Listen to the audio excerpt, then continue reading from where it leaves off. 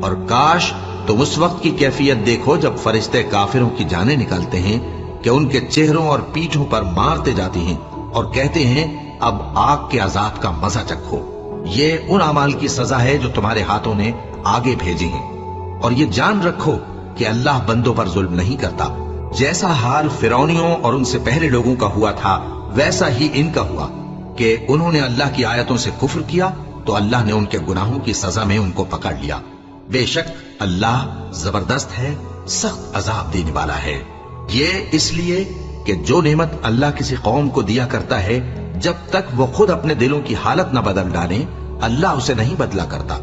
और इसलिए कि अल्लाह सुनता जानता है। जैसा हाल फिरौनियों और उनसे पहले लोगों का हुआ था वैसा ही इनका हुआ। उन्होंने अपने परवरदिगार की आयतों को झुटलाया तो हमने उनको उनके गुनाहों के सबब हलाक कर डाला और फिरौनियों को डुबो दिया और वो सब